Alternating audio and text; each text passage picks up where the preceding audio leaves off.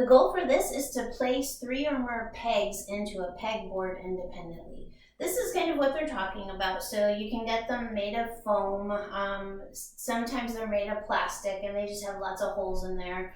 This one has numbers so that you can put the pegs to match, corresponding with the numbers.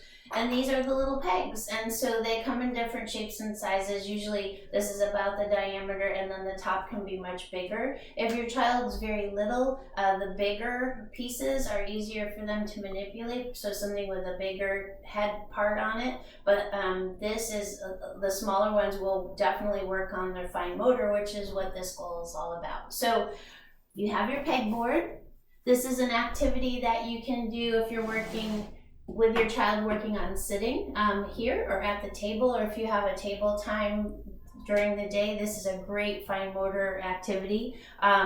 So you basically have a few of the pegs, and usually they come in awesome, beautiful colors, so you can say, oh, which one do you want to put in?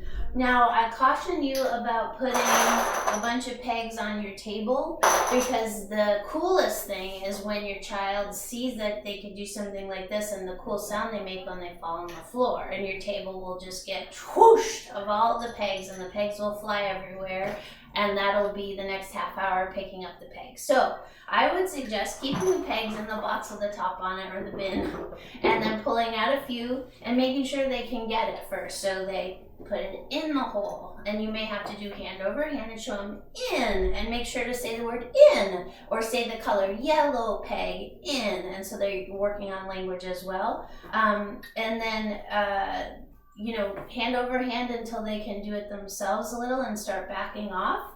And then, work on giving them the 3 and seeing if they can put it in, and then just keep adding more.